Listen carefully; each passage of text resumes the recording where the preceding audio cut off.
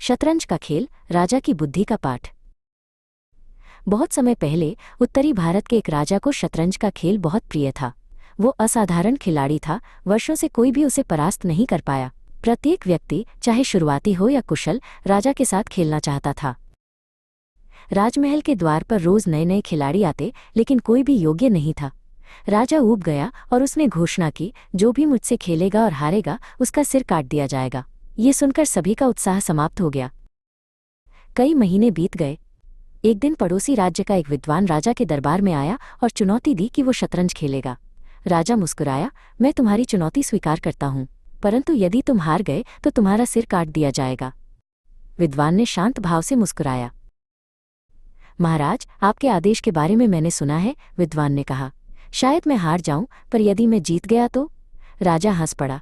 असंभव, वर्षों से कोई मुझे नहीं हरा पाया, परंतु यदि तुम जीत गए तो मांग लो जो चाहो।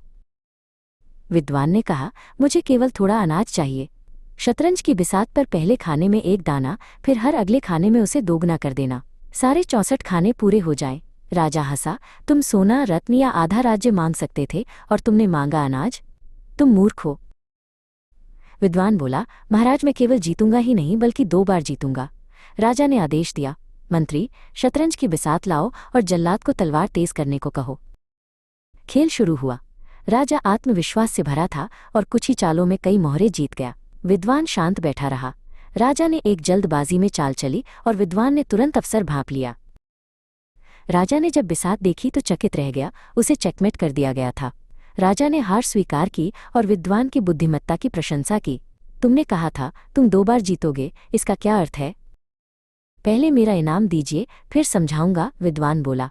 राजा ने मंत्री को आदेश दिया कि बिसात के अनुसार अनाज नापा जाए। कुछ देर बाद मंत्री स्तब्ध लौट आया।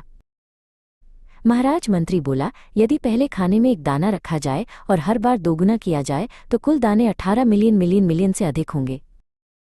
और इतना ही नहीं, मंत्री ने कहा, अगर 100 आदमी दिन रात गिने तो भी सालों लग जाएंगे।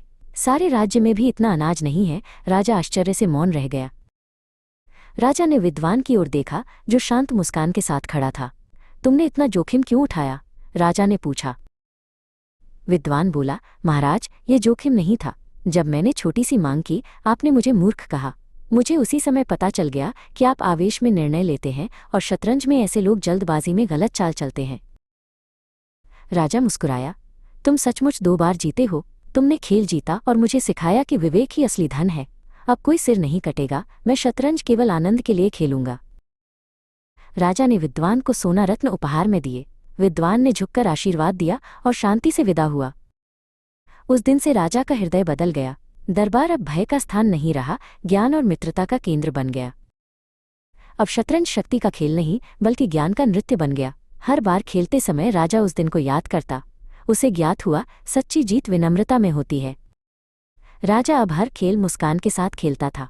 विद्वान की शिक्षा पूरे राज्य में फैल गई। जब ज्ञान और विनम्रता साथ हों, तभी असली प्रकाश आता है।